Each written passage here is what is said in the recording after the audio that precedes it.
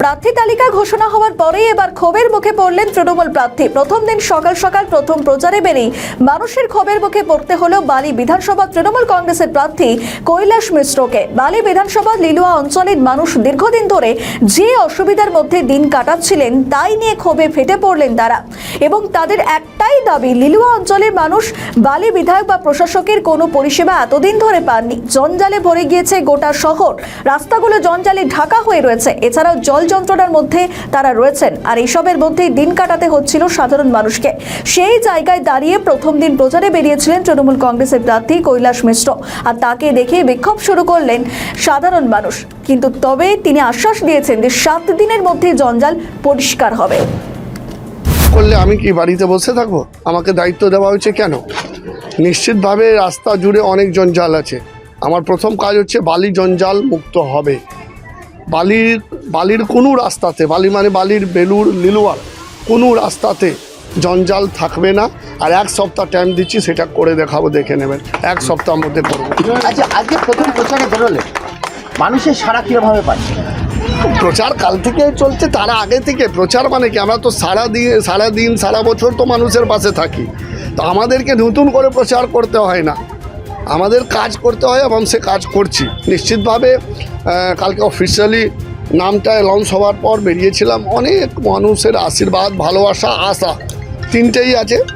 সেই চেষ্টা করব যেন তাদের যে আমার থেকে আশা আছে, যে ইচ্ছে আছে বালির মানুষ, সেটা আমি পূর্ণ করতে পারি। এবং আবার বলি, বালি বিধানসভা রাজ্যের সবথেকে বেস্ট অ্যাসেম্বলির মধ্যে একটা হবে। মডেল অ্যাসেম্বলি করব।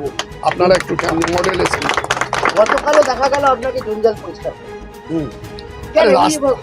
রাস্তাতে জঞ্জাল যদি থাকে আর আমি যদি দেখে বেরিয়ে যাই হাত জোর করে ভোট দেবেন সেই রকম লোক আমি নেই।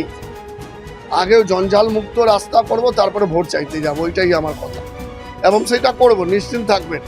বাংলার যে কোনো মিউনিসিপ্যালিটি, যে কোনো রাস্তাতে আপনি এরকম দেখবেন না। আমাদের মুখ্যমন্ত্রী এত কাজ করছেন, এত টাকা দিয়েছেন মিউনিসিপ্যালিটিগুলোতে, তো বালি কেন এরকম থাকবে? বালিও থাকবে, নিশ্চিত থাকবেন। একটু টাইম লাগবে, কিন্তু ফুল ক্লিন করব। বালি ক্লিন এবং গ্রিন সিটি থাকবে। ওকে, রাস্তা বানাতে হবে, সেই জন্যই জানানো হলো। আর কি জানাবো? ওই নোংরা আবর্জনা ভর্তি, জলে ভর্তি, আমরা এক হাঁটু জল পেরিয়ে যাচ্ছি। আর কি করবো? হ্যাঁ, করবে বলেছে, দেখি যদি করলে তো ভালোই হয়। আমাদের উনি দেবে ময়লা, জল রাস্তা পরিষ্কার করবে। আর কি করবে? আগে ওগুলো করুক, তারপর রাস্তা বিধায়ক গিয়েছিলেন, কোনো কাজ করেন না, কোনো কাজই হয়নি। আমরা আজকে না, 3 মাস ধরে ঘুরছি। 3 মাস জমে থেকে জল, পুজোর আগে থেকে জল, আমরা ওই জলের জন্য ঘুরছি, আর কিচ্ছু না। এক হাঁটু করে বাচ্চা কাচ্চাকে স্কুলে যেতে পারে না। পরিষ্কার হয় না, কিচ্ছু হয় না, পুরো নর্দমা ভরা। 9 বছর হয়ে গেছে, একদম পরিষ্কার হয় না। এই জাস্ট করে দিয়ে গেল জুম্বাসি।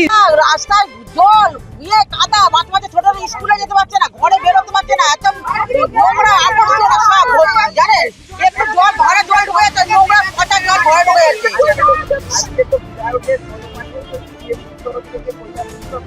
হ্যাঁ, আমরা দেখছি ওইখানে বললাম 8 দিনের ভিতরে নাম্বার দিয়ে দিচ্ছে, 8 দিনের ভিতরে সব পরিষ্কার করে দেবো, তারপরে রাস্তা হয়ে যাবে। আপনার চিন্তা করতে হবে, পরিষ্কার না করলে রাস্তা তো হবে না, বললো হবে। আজকে রিকোয়েস্ট করে বললাম, দেখো আমাদের বাচ্চা কাচ্চা বেরোতে হচ্ছে না, আমরা বেরোতে হচ্ছি না। ঠাকুরের জল, ওই গুমুদের জল বেরোচ্ছে, ওই দিয়ে করছে। পরিবেশ একদম ভালো না। আমাদের 3টে রাস্তা আপনার বন্ধই হবে। ওই কালী মন্দিরের ওখানে পাশে একটা, এই পাশে একটা, এই পাশে একটা, 3টে রাস্তা।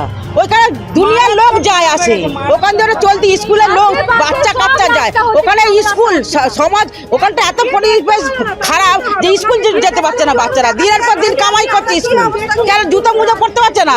রোজ এসে বাচ্চা জুতো মুজো রাস্তায় খুলবে, পড়বে, তারপর স্কুলে যাবে।